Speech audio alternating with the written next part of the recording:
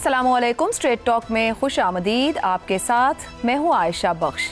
पाकिस्तान में मुजव्वज़ा 27वीं आइनी तरमीम के तहत एक नई विफाकी आइनी अदालत के क़याम की तजवीज़ मुल्क के अदालती और आइनी निज़ाम में एक बुनियादी तब्दीली के तौर पर देखी जा रही है। इस अदालत को आइनी तनाज़ात, आइन की तशरीह और बुनियादी हुकूक के मामलात में हतमी अथॉरिटी करार दिया गया है। इस तरमीम के बाद सुप्रीम कोर्ट का आज खुद नोटिस लेने का इख्तियार ख़त्म हो जाएगा और तमाम आइनी नौइयत के मुकदमात अब इसी नई अदालत के दायरा इख्तियार में आएंगे। ज़राए के मुताबिक आइनी अदालत के सरबराह की मुद्दत मुलाजमत 3 बरस मुकर्रर होगी, जबकि रिटायरमेंट की उम्र 68 बरस रखी गई है। यह अदालत दरअसल गुज़श्ता बरस की 26वीं आइनी तरमीम के तहत कायम की गई आइनी बेंच को बाकायदा इदारा जाती शक्ल दे देगी। इसी तरह सदर मुमलिकत को इख्तियार होगा कि वो जुडिशल कमीशन की सिफारिश पर किसी हाई कोर्ट के जज को दूसरी हाई कोर्ट में मुंतकिल कर सकें। तरमीम के मुताबिक अगर कोई जज नई तयनाती या तबादले से इनकार करे तो वो रिटायर तस्वुर किया जाएगा। जजेस का तबादला जुडिशल कमीशन के तहत किया जा सकेगा। लाहौर, कराची, पेशावर और इस्लामाबाद की हाई कोर्ट्स के जजेस के दरमियान तबादले भी मुमकिन होंगे। मजीद ये कि आर्टिकल 179 में तरमीम के जरिए आइनी अदालत के फैसले मुल्क की तमाम अदालतों पर लाजिम होंगे। दुनिया के कई ममालिक में आइनी अदालतों का मॉडल राइज है। जर्मनी में फेडरल कॉन्स्टिट्यूशनल कोर्ट आइनी तशरीह का सबसे बड़ा इदारा है जो विफाकी और सूबाई इख्तियारात के तनाज़ात को तय करता है। इसी तरह से इटली, स्पेन, तुर्की, जनूबी कोरिया, मिस्र और इंडोनेशिया में भी अलग अलग आइनी अदालतें कायम हैं जो सुप्रीम कोर्ट से जुदा काम करती हैं। इसके बरक्स अमेरिका में कोई अलग आइनी अदालत मौजूद नहीं। पाकिस्तान में इस मॉडल के निफाज से बज़ाहिर एक नया अदालती ढांचा तश्कील पाएगा। जहां एक तरफ आइनी अदालत के क़याम को आज़ाद अदलिया के लिए ख़तरा करार दिया जा रहा है, तो वहीं दूसरी तरफ हामियों के पास भी बड़े मजबूत दलाइल हैं। उनके मुताबिक पाकिस्तान में अदालतों ने जिस तरह वुज़राए आज़मों को बरतरफ किया, इशारों पर फैसले दिए जाते रहे, हुकूमती नताइज को मफलूज करने के लिए सो मोटो लिए जाते रहे, बैनुल-अक़वामी माशी मुआहदों को भी एक लम्हे में अदालती कलम से ख़त्म किया जाता रहा। ऐसे में सवाल यह है कि क्या ये नया इदारा वाकई आइनी तनाज़ात के मुस्तकिल हल का जरिया बनेगा या एक नया इदारा जाती तसादुम पैदा करेगा? क्या इस आइनी अदालत से मुख्तलिफ औकात में उठने वाले आइनी बहरानों का खात्मा हो सकेगा? इन अदालतों में कोर्ट पैकिंग से कैसे बचा जाएगा? और सबसे बढ़कर क्या इनके क़याम से सुप्रीम कोर्ट का बोझ कम होगा? शहरी को इंसाफ के हुसूल में आसानी मिल पाएगी? इसी पर गुफ्तगू रहेगी। पैनल में हमारे साथ हैं हसन निसार, शहजाद चौधरी, रजा रूमी और इफ्तिखार अहमद साहब। प्रोग्राम का सवाल आप सभी के लिए।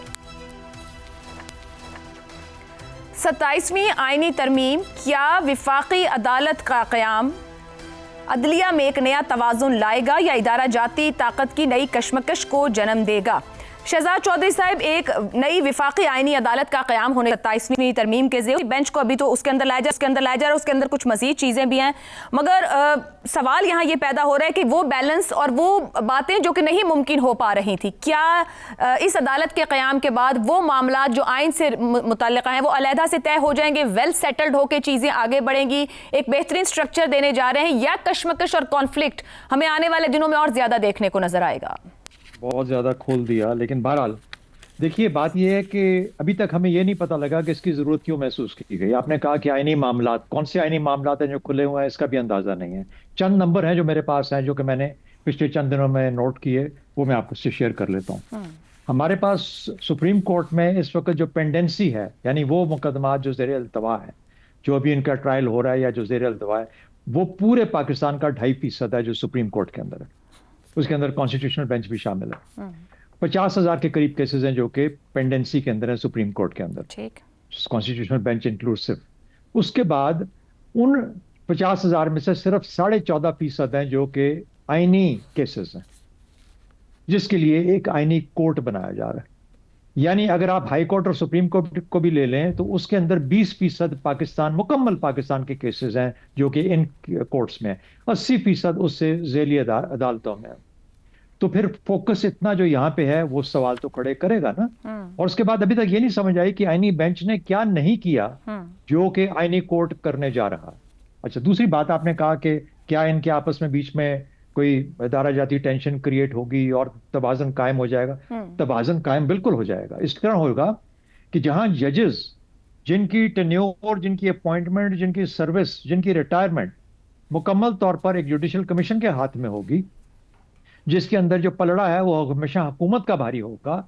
उसमें क्या है, अटॉर्नी जनरल है, बाकी कुछ हुकूमत के नुमाइंदे हैं जो कि हमेशा इन जो कि अपॉइंटमेंट की गई या जो की जाएंगी उसके अंदर दोनों चीफ जस्टिस को मिला के, तो हमेशा पलड़ा एक साइड का भारी रहेगा।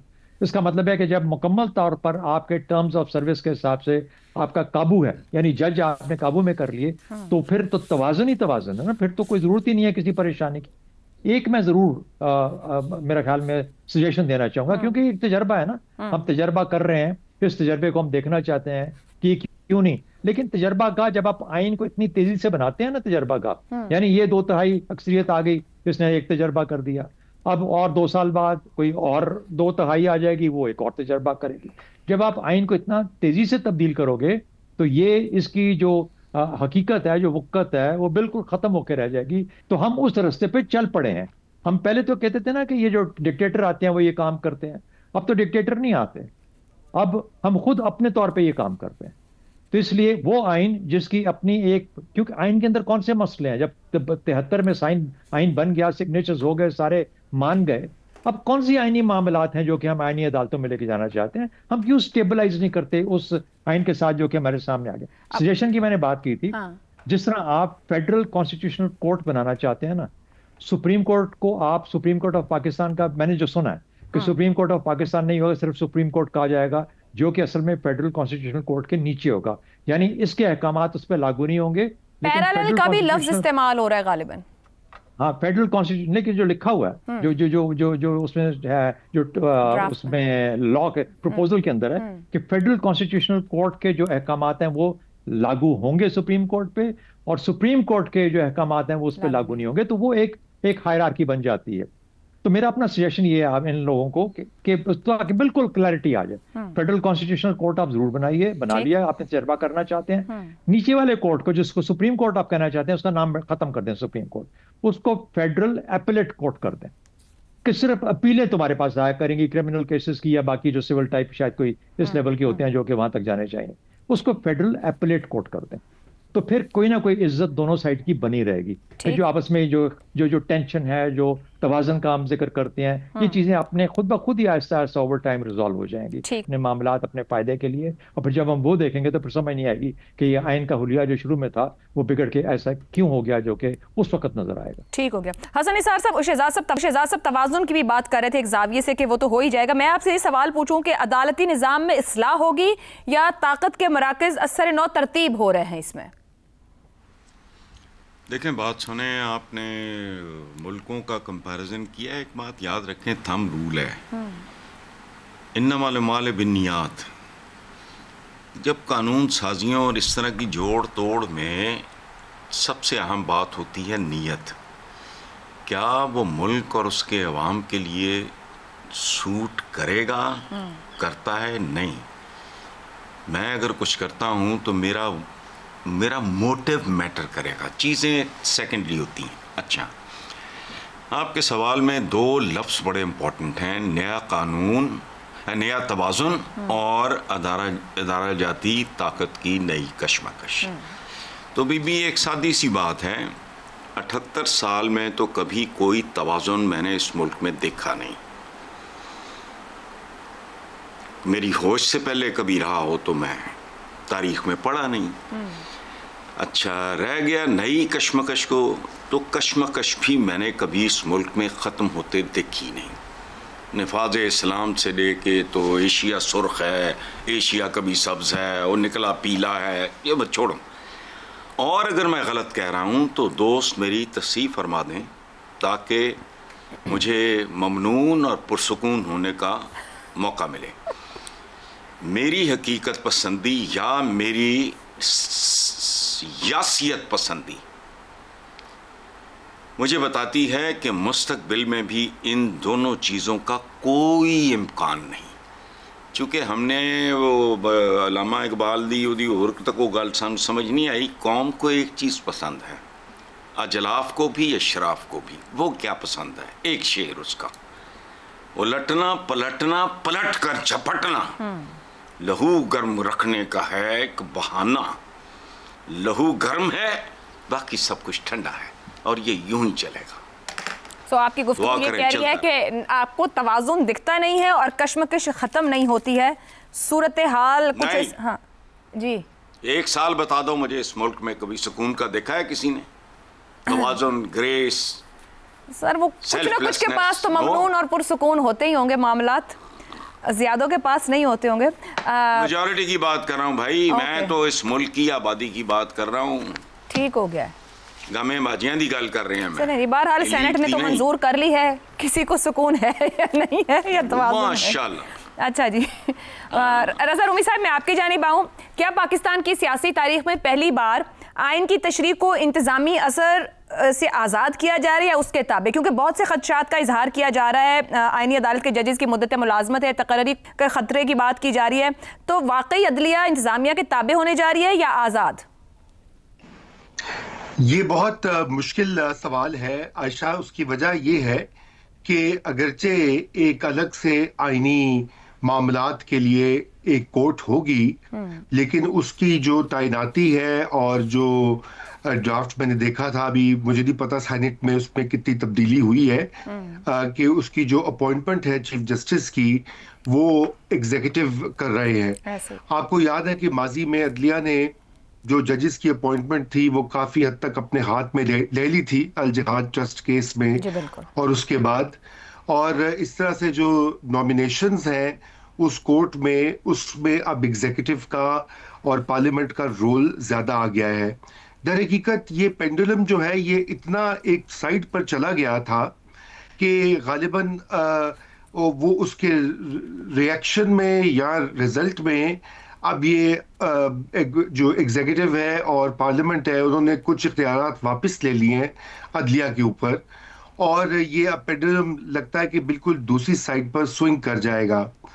दोनों ही तरीकों से मसाइल बने थे और बनेंगे। अभी तक हमें ये नहीं मालूम ये आईनी बेंच भी जो बना था और अब आईनी कोर्ट की जो ज़रूरत महसूस की जा रही है, ये बात दुरुस्त है कि बहुत से ममालिक में ये मौजूद है और एज एन इंस्टीट्यूशन इसमें कोई कबाहत भी नहीं है, लेकिन यहाँ पर 2-3 मसाइल आ रहे हैं। एक तो परसेप्शन का मसला है। परसेप्शन जो एक आम तौर पर है इस वक्त वकला में और बहुत से आज़ादाना ख्यालात रखने वाले माहिरीन के, उनका ये कहना है कि ये आईनी कोर्ट जो है ये दर हकीकत इसके पीछे अदलिया को अपने ताबे करना है वाली बात है। अब किस हद तक ये बात दुरुस्त है या नहीं है, मैं इसके ऊपर कोई हतमी फैसला नहीं दे सकता। उसकी वजह यह है कि जब पहले अदलिया कौन सी आज़ाद थी या कौन से कोई बेहतरीन ऐसे फैसले वो कर रही थी, तो इसलिए अगर तो कोई बहुत ही अच्छे, क्योंकि अगर आप देख लीजिए पिछले 10-12 साल में ही देख लीजिए तो जो कुछ हुआ है उसकी मुझे नहीं मालूम कि लोग उसका कैसे दिफा कर पा रहे हैं, बल्कि कोई भी दिफा नहीं कर पा रहा। अब सवाल ये पैदा होता है कि ये जो निज़ाम है इसमें कैसे मजीद तब्दीली लाई जाए। और मैं इसको दूसरी तरफ से भी देखता हूँ, अगर बिलअमूम ये पूरी 27th अमेंडमेंट देखें और 26वीं भी देखें तो दरअसल पॉलिटिकल साइंस में ये इसको देखा जाता है कि ये जो अशराफिया है या रूलिंग क्लास जो है ये उसके अंदर जो एडजस्टमेंट्स हो रही हैं, उनके अंदर जो लड़ाई झगड़े और जो फसाद बरपा था ये उसका जवाबी वार है। मुझे इस बात का अफसोस है कि इसमें अवाम के लिए क्या है, क्योंकि अगर आप अवाम के मसाइल देखें तो सबसे जो इंसाफ की फराहमी का जो मसला है वो तो लोअर कोर्ट्स में ज्यादा है और पेंडेंसी जो है लोअर कोर्ट्स और हाई कोर्ट्स में, उसकी तरफ तवज्जो देने की जरूरत है। इस्लाहात अगर करनी भी है तो फिर तो आप नहीं समझते सुप्रीम कोर्ट पर दबाव कम होगा तो वहां भी अंदर रीस्ट्रक्चरिंग हो सकती है, आम शहरी तक इंसाफ होगा, प्रोसेस तेज हो जाएगा। पिछले कम से कम दहाई से तो हम देख रहे हैं तमाम सियासी मामलात भी लैंड कर जाते थे, आईनी मामलात भी खड़े हैं, सियासत भी रीशेप हो रही है, चीजें और रीशेप हो रही, तो वो सब चीजें निकल नहीं जाएंगी तो अवाम आगे नहीं आ जाएगी कम से कम उस एंड पर। किसी हद तक ये जरूर है कि सुप्रीम कोर्ट का एक नए इस अरेंजमेंट के बाद शायद वो सिविल और क्रिमिनल मैटर्स के ऊपर ज्यादा शोहरत से फैसले कर पाए, लेकिन ये भी अभी देखना बाकी है कि किस हद तक वो होगा।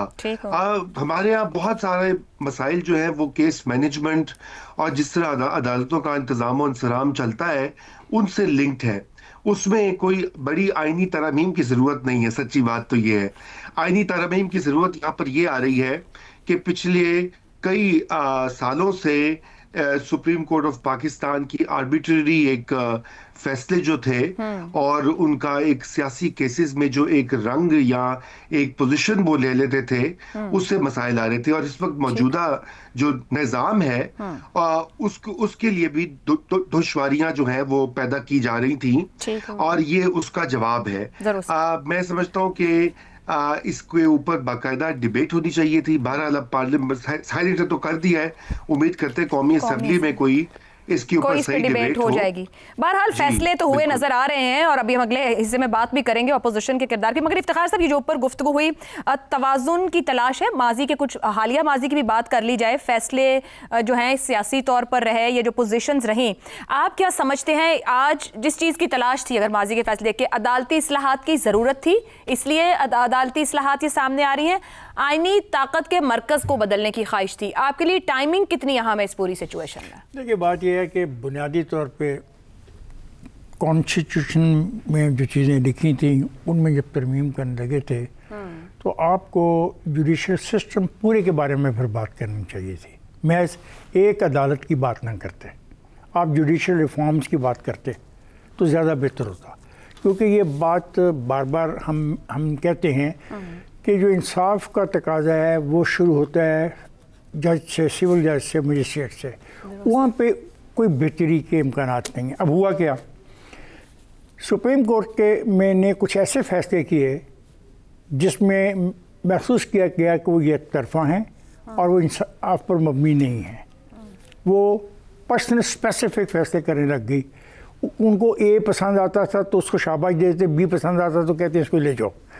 ये इसकी जिम्मेदारी मैं समझता हूँ जो आज बहस यहाँ तक पहुँची है, इसकी जिम्मेदार सुप्रीम कोर्ट के अंदर वो काबिल एहतराम जज हजरात हैं जिन्होंने फोर्स कर दिया पार्लियामेंट के लोगों को कि अपनी पार्लियामेंट को बचाने के लिए वो कोई और तरीक़ाकार अख्तियार करें। फिर उन्होंने सोचा कि इसके लिए बैलेंस तभी बनता है कि सियासी मामलात बजाय सुप्रीम कोर्ट में जाएं, इसके लिए एक अदालत बना दीजिए। ये है बुनियादी वजह, क्योंकि आप देख लें पिछले जितने भी फैसले हुए हैं सुप्रीम कोर्ट में वो एक तरफा है। इफ्तिखार साहब, एक सवाल यहाँ पर है, अब जाहिर बात है ये कोर्ट आईनी मामला देखेगी तो ये एक बड़ी कोर्ट हो गई ना, ज्यादा ऊपर की कोर्ट हो गई, एक आम लेमैन की उसमें समझा जाए तो मामला तो वहां जाके क्या उस कॉन्फ्लिक्ट से बाहर हो जाएंगे जो इस कॉन्फ्लिक्ट का शिकार वो सुप्रीम कोर्ट में हो रहे हैं? बिल्कुल बिल्कुल कॉन्फ्लिक्ट के, क्योंकि इसमें चारों सूबों के बंदों की नुमाइंदगी होगी। सुप्रीम कोर्ट में भी होती थी, इस तरह सच नहीं है ना, इसमें होगी।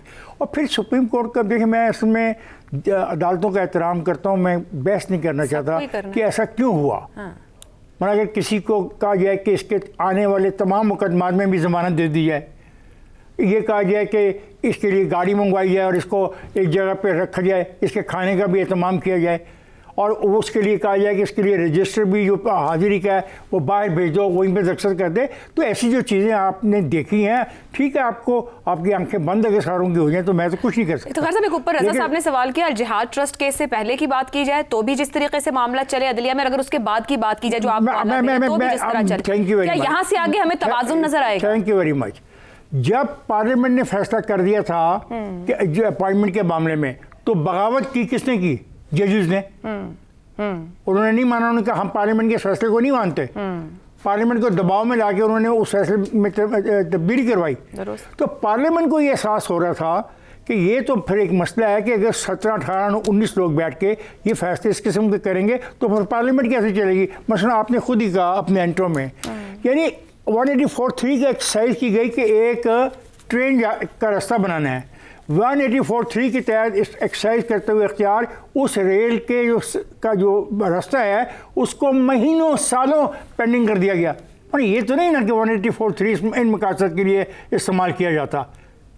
तो ये बातें थी। मैं ये समझता हूँ कि आपका सवाल जो है अदालत जाती ताकत की नई कशमकश को जन्म देगा, बिल्कुल देगा, बिल्कुल देगा, लेकिन वक्त के साथ साथ इसमें तवाज़न पैदा हो जाएगा, क्योंकि लोग अमल देखेंगे कि अमल क्या है। लोग अमल पे तबसरा करेंगे, जैसा मैं एक अमल पे तबसरा कर रहा हूँ कि 184(3) के तहत कहा गया कि भाई चबुर्जी के करीब से ट्रेन नहीं गुजर सकती कि अगर चबुर्जी की बिल्डिंग गिर जाएगी, और फिर साल के बाद फैसला हुआ कि नहीं गिरेगी। तो इस किस्म के जो वाक़यात हुए हैं उन्होंने मजबूर किया पार्लियामेंटेरियन को कि भाई ये तो बहुत ज़्यादा है कि पार्लियामेंट फैसले करे और उसका इस तरीके से मजाक तो ख्याल नहीं, मैम इसको डिले किया जाए। पार्लियामेंट ने अपना इख्तियार इस्तेमाल किया है। एक ब्रेक लेते हैं तो बात करेंगे। सेनेट में 27वीं तरमीम की मंजूरी हुई है शेखवार। अपोजिशन ने वॉकआउट किया है और गैर मौसर सा एहतजाज रहा। ये तक कहने को मौजूद नहीं रहे कि हम भी हैं पर खिलाफ हैं। ब्रेक के बाद इस पर गुफ्तगू करेंगे। प्रोग्राम में एक बार फिर खुशामदीद। सेनेट से 27वीं तरमीम की शिकवार मंजूरी के दौरान पाकिस्तान तहरीक इंसाफ और अपोजिशन की दूसरी जमातों की जानिब से एहतजाज करते हुए कुछ देर के लिए ऐवान में शोर शराबा किया गया और फिर अपोजिशन ने इजलास का बायकॉट कर दिया। 27वीं तरमीम से मुत्तफिक होना या इससे इख्तिलाफ करना हर सियासी जमात का जमहूरी हक है, मगर सवाल यह है कि इस तरह के एहतजाज से क्या अपोजिशन जमातें हुकूमत को 27वीं तरमीम करने से रोक पाती? कोई शक नहीं कि 26वीं तरमीम की तरह हुकूमत ने 27वीं तरमीम के लिए भी बहुत जल्दबाजी से मंजूरी दी, मगर दूसरी तरफ अपोजिशन का रवैया कैसा रहा? 27वीं तरमीम के लिए अपोजिशन की सबसे बड़ी जमात PTI के अरकान ने न पार्लियामान में होने वाले इजलासों में शिरकत की और न ही मुश्तरका पार्लिमानी कमेटीज में। यह दुरुस्त है कि हुकूमत अददी अक्सरियत की बिना पर इन तरमीम को मंजूर करवा लेती, मगर इसके बावजूद अगर PTI इन इजलासों में शरीक होती तो वो ज्यादा मौसर अंदाज से अपना नुक्ता नजर रख सकती थी। वुकला आईनी माहिरीन ही नहीं बल्कि आम पाकिस्तानी को भी अपने तहफ्फुजात को ज्यादा बेहतर अंदाज में पेश कर सकती थी। इन इजलासों में शिरकत के बाद भी अगर उसके किसी तरमीमी नुक्ते को मंजूर ना किया जाता तो उसके इख्तिलाफ में ज्यादा दम होता। यूं सेनेट में शोर शराबा और फिर इजलास का बॉयकॉट करके अपोजिशन जमातों को हासिल क्या हुआ? ऐसे में बड़ा सवाल यही है कि हुकूमत ने जिस तरह से इस तरमीम को मंजूर करवाया और फिर अपोजिशन ने जिस तरह का गैर मौसर एहतजाज किया, ये सब पानी का एक बुलबुला साबित होगा या इसके सियासी असरात सामने आएंगे? PTI और अपोजिशन जमातों की तरफ से सड़कों पर एहतजाज करने के दावे किए जा रहे हैं। जाहिर है कि एहतजाज के लिए अवाम की हमायत दरकार होगी, तो क्या अब की बार अपोजिशन अवाम को ये बावर करवा पाएगी कि उनका एहतजाज एक शख्स की बहाली के लिए नहीं बल्कि पाकिस्तान में जमहूरी और अवाम के हुकूक से जुड़ा हुआ है? क्या अपोजिशन जमातों और उनके रहनुमाओं की तरफ से इतने शऊर की तवक्को रखी जा सकती है? इसी पर गुफ्तगू रहेगी। पैनल के लिए सवाल। सेनेट में 27वीं तरमीम की शिकवार मंजूरी, अपोजिशन का गैर मौसर एहतजाज, एक और ला हासिल मश्क या किसी बड़े एहतजाज का पेश खैमा? हसन निसार साहब, आपके ख्याल में अपोजिशन ने अभी तो पार्लियामान से वॉकआउट किया, मौजूद नहीं रहे, खड़े होकर यह भी नहीं कहा कि हमें ये शिक पसंद नहीं या हम इस बात के खिलाफ हैं, गायब हो गए वहाँ से। अब एहतजाज के ऊपर तकिया किए हुए हैं, क्योंकि ला हासिल मश्क है या वाकई इतना दम रखते हैं कि सड़कों पर कोई बड़ा एहतजाज कर पाएंगे? देखें, बात सुने। हमारे मुल्क में जहालत, गुर्बत, बीमारी, बेरोज़गारी वगैरह वगैरह के अलावा और कुछ भी मैटर नहीं करता। और जहाँ हुकूमतें मैटर ना करें वहाँ अपोजिशन बेचारी किस बाग की मूली या गाजर है। कोई मोजा हो जाए तो मैं कह नहीं सकता, और मोजों का ज़माना वैसे मेरा ख्याल जा चुका है, बाकी मुझे नहीं पता। मतलब इतनी बड़ी अपोजिशन सर, कम से कम खड़े होकर ये तो कह सकते हैं कि हम इसके खिलाफ हैं, अपने मौजूद होने का तो इजहार करें, कम से कम मौजूद तो हो उस जगह पर। पार्लियामेंटेरियंस है ना वो नहीं मौजूद, तो आपको भी पता है, आपने भी कहा है सबसे बड़ी जमात, मौजूदगी का एहसास नहीं है। अगर आपको है तो रेडी वाले को भी है। सर ओपन फ्लोर देके चले गए ना, जरा आगे जाके फर्क, आपने जहां अगर 2-2.5 घंटे लगाने हो तो आप आधे घंटे में पास करें। और भैया मैं टर्मिनोलॉजी है उसके गिर्द हम रिड़कते रहते हैं, उसको मैंने अपना जवाब दे दिया। ठीक हो गया। इफ्तिखार साहब, ये बाइकॉट जो था जमहूरी एहतजाज है, उन्होंने जैसा भी किया, शोर शराबा या जो भी रहा, आपके ख्याल में किसी बड़े एहतजाज की तरफ जाएंगे? बेअसर अलामती रद्द-ए-अमल दे दिया, बस बात आई गई होगी, अपोजिशन का किरदार इतना ही था इस जमहूरियत में, इस पार्लियामान में? उनका किरदार इससे ज़्यादा था। हर एक शिक के ऊपर वो डिबेट करते और तजवीज़ पेश करते और साबित करते कि जो शिक है ये हुकूमती बदनीति पर मुश्तमिल है। ये तो उनको मौका दिया गया था ना। आज उन्होंने तकारीर की हैं, आप ये ना कहें कि उन्होंने तकारीर नहीं की, लेकिन उनकी तकारीर में ये जो बिल था उनके सामने, इसकी जो क्लासेस थी वो नहीं ज़ेर बहस आई। शख्सियात पे बात होती रही, अपनी पार्टी पर होने वाले जुल्म पर बात होती रही और अपने पार्टी के बानी के बारे में बात होती रही। ये बिल तो उनके पास था और उनको तकरीरें करने का मौका दिया और कोई एहसान नहीं किया स्पीकर ने उनको मौका दे के, ये उनका हक था। लेकिन आप वाली बात में हैरान रह गया कि किसी भी मामले में कोई संजीदा रवैया नहीं इख्तियार किया गया, कि कोई अमेंडमेंट पेश कर दी जाती और स्पीकर को कहना पड़ता कि मुझे 64 वोट हक में मिले हैं लेकिन 3 वोटों की जो अमेंडमेंट थी मैं उसको खारिज कर रहा हूँ।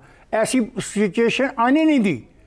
देखिए ऐसे पार्लियामेंट नहीं चलती, ना पार्लियामेंट जमहूरी चलती है। आपको फाइट करना पड़ता है हर क्लॉज के ऊपर कि जनाब यहाँ पे हम मुतालबा करते हैं लफ्ज इफ नहीं होगा बट होगा। पर अगर हर क्लॉज के बाद वो खड़े होते तो उनको चेयरमैन साहब वक्त देते कि बिल्कुल, मैं कहता हूँ डिबेट हुई है, आपने हरमन देखा नहीं अपना सेनेट का एक बार मंजूरी शुरू हुई, मैं उस वक्त की बात नहीं वो तो अगर उसके पास कोई तरामीम आई होती, अगर तजावीज आई होती तो फिर उस पर वो बात करता। वो तो कमेटियों में भी ना बैठे, वो मौजूद नहीं थे। ये ना ये उनका रवैया है। अब सवाल ये है कि यहाँ पे तो जिन्होंने एहतजाज करना था पार्लियामान के अंदर वो शोर किया और वो वॉकआउट कर गए हैं, क्या यहाँ से बाहर वो कोई मौसर एहतजाज कर पाएंगे या बस एक सियासी तमाशा बन जाएगा? मैं लफ्ज़ तमाशा नहीं इस्तेमाल करूंगा एक सियासी पार्टी के बारे में, लेकिन कोई मौसर एहतजाज नहीं होगा। हुकूमत की तरफ से भी समझते कोई जल्दबाजी की गई ये मंजूरी जिस तरीके से जिस तेजी से हुई है, या सब कुछ इतना स्मूथ सेलिंग थी कि जरूरत ही नहीं थी इससे ज्यादा इंतजार करने की? आपका ख्याल है कि 2-3 महीने के बाद पेश करते? नहीं, मैं ये नहीं कह रही, वही था ना कि सामने आए, डिबेट हो, ओपन डिबेट हो। मैं कह रहा हूँ सर डिबेट हुई, आपने सुबह का सेशन देखा नहीं? बिल्कुल देखा है सर। बहुत लंबी बातें हुई, बहुत लंबी डिबेट हुई, झगड़ा भी एक जगह पे हो गया, फिर स्पीकर को मदाखलत करनी पड़ी हुई। लेकिन वो जो बहस हुई वो बहस थी ज़ातियात के हवाले से, वो बहस थी अपने पर होने वाले जुल्म के हवाले से, वो बहस थी बानी की रिहाई के हवाले से। उसमें ये जो बिल उनके सामने था उसमें नहीं कहा गया कि भाई इस बिल की फलानी क्लास के अंदर ये तब्दीली हम चाहते हैं। ठीक हो गया जी, एक ब्रेक लेते हैं, बढ़ेंगे तो शहजाद साहब और रजा साहब की राय आपके सामने रखेंगे। प्रोग्राम के आखिरी हिस्से में एक बार फिर खुश आमदीद। शहजाद साहब, सेनेट में शिकवार मंजूरी हो गई तरमीम की, अपोजिशन का गैर मौसर एहतजाज रहा, क्या वो यही कर सकते थे और उनके इख्तियार में इतना ही था, या आप समझते हैं कि अब की बार वो सड़क पे जाके एहतजाज करने की और इकट्ठे होने की बात कर रहे हैं, अवाम साथ होगी और वो ये बावर कराएंगे कि हम आपके लिए निकले हैं, ना कि एक शख्स की रिहाई या उसके मामले के लिए? आयशा, जो 18वीं तरमीम थी ना वो नॉन पार्टिसान थी, यानी तमाम पार्टियां उसकी हिस्सेदार थी, सब शामिल थी, और वो एक वाइडली एक्सेप्टेड तरमीम थी। बेशक उसमें बहुत सारे झोल थे और हमने उसके ऊपर बहुत कमेंट्री की और बाकी लोगों ने गलतियां भी निकाली वगैरह वगैरह, लेकिन जो इज्तिमाई दानिश थी उस वक्त पार्लियामेंट की, उसने कहा कि 18वीं तरमीम जिस शक्ल में इतने काम के बाद सामने आई है ये अब काबिल कबूल है, तो कम अज कम इसको नॉन पार्टिजन यानी सब ने उसकी ओनरशिप ली। ये जो तरमीम है जिसके अंदर के 64 का नंबर चाहिए सेनेट के अंदर, वो 64 के नंबर के सेनेट के साथ वो पास हो गई। वहां से जो बाकी लोग हैं उनका वोट काउंट ही नहीं हुआ या नहीं किया, वो चले गए, छोड़ गए। अगर वो 36 कर भी जाते या 38 कर भी जाते, जितने भी पीछे रह गए थे कर भी जाते, तो क्या फर्क पड़ता? ये तरमीम तो पास हो गई थी ना। सर, 2 वोट वैसे ऑपोजिशन ने दिए हैं, एक जेयूआई से आया और एक पीटीआई के सेनेटर हैं। हाँ, वो एक ही उन्होंने बंदे भी एक ही भेजे थे अपनी उस मीटिंग के अंदर। अच्छा, दूसरी बात देखिए, जहां जो पार्लियामेंट 2/3 अक्सरियत के साथ एक मर्द को औरत और औरत को मर्द डिक्लेयर कर सकती हो, यानी चाहे वो एक मिसाल के तौर पे बात की जाती है और उसकी हतमी ताकत के तौर पे बात की जाती है पार्लियामेंट की 2/3 अक्सरियत के साथ, तो फिर वहां पे इज्तिमाई दानिश किस काम की है? इज्तिमाई दानिश तो कोई नंबर। इसीलिए जमहूरियत जो है वो बदकिस्मती से अगर उसमें नीयत शामिल ना हो, ठीक नीयत शामिल ना हो, अच्छी नीयत शामिल ना हो, तो नंबरों का खेल बन जाता है। दूसरी बात, अब आप कह रहे हैं कि इसके ऊपर कब तक ये जाके, तो कैसे रिएक्शन होना चाहिए, इनका होना चाहिए, उनका होना चाहिए। सबसे पहले तो जो जजेस हैं, अगर उनको ये काबिल कबूल है और एक्सेप्टेड है, उनको एक्सेप्टेबल है, जिनके जो कि स्टेक होल्डर्स हैं इस इंसाफ के निज़ाम के, उसमें जजेस हैं, उसमें वकील हैं, उसमें बार काउंसिल्स हैं, और वो सब के सब अगर खामोश हैं और वो कहते हैं कि ठीक है जो हो रहा है, तो फिर अवाम को खाम आप आगे लाके उनको मरवाने के लिए हम सामने खड़े कर देते हैं सड़कों के ऊपर। तमाशा तो हम देखना चाहते हैं ना अवाम का। ये जो स्टेक होल्डर्स हैं ये सब शांत है, खामोश बैठे हों, तो इसका मतलब ये हुआ जो लिबरलिस्ट है, जो जमहूरियत पसंद है, उसको फंडामेंटल राइट्स का कोई ख्याल है, इंसाफ के निज़ाम का या इंसाफ की हसूल का या इंसाफ की डिलीवरी का कोई ख्याल है आम आदमी के लिए, या जब तक वो सामने नहीं आएंगे उस वक्त तक हम किस तरीके से अवाम को खामखा निकाल सकते हैं? तो ये तो आज स्टेक उन लोगों का है जो कि इसके हिस्सेदार हैं। जब तक वो आवाज नहीं उठाएंगे कोई और बंदा आवाज नहीं उठाएगा। बाकी आपकी बात ये कि असूल क्या कहता है? असूल तो कहता है आवाज उठानी चाहिए, असूल ये कहता है, लेकिन हकीकत पसंदी ये कहती है कि ऐसी आवाज का फायदा कोई नहीं है। तो जब तक स्टेक होल्डर्स नहीं उठाएंगे उस वक्त तक कोई सामने नहीं आएगा। Why push the people. ठीक हो गया जी। रज़ा रूमी साहब, शहजाद साहब ने तो आइडियलिज्म और रियलिटी की बात की। आपसे दो सवाल है मेरे। एक तो ये फरमाइएगा कि जिस तरीके से अपोजिशन ने आज अपना आईनी सियासी शऊर दिखाया, उनकी इस्तिताअत इसी हद तक की थी। दूसरा आपसे ये हिस्सा है कि आइन और मिसाक़े जमहूरियत के जो अलमबरदार हैं, जिस तरह 26वीं और 27वीं तरमीम पास की, अपोजिशन को तो एक तरफ रखिएगा, क्या पाकिस्तान की सियासी जमहूरी तारीख इन्हें भूल जाएगी? बहुत अहम नुकात हैं और सवालात से ज़्यादा मेरे ख्याल से अलमिया है।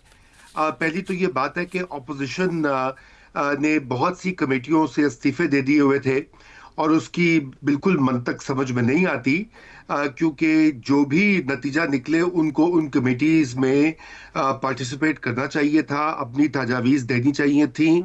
जो अपोजिशन का एक रोल होता है, जो उनका काम होता है, हमने देखा है और दुनिया भर में जहां भी पार्लिमानी सिस्टम है, अपोजिशन भी वोट करती है, चाहे उसके नंबर भी कम हो, वो अपनी जो अददी एतबार से जो उनकी पावर है वो उसको शो करते हैं और कम से कम वो रिकॉर्ड के ऊपर सब कुछ आता है कि उस वक्त किस किस ने क्या अपोज किया था।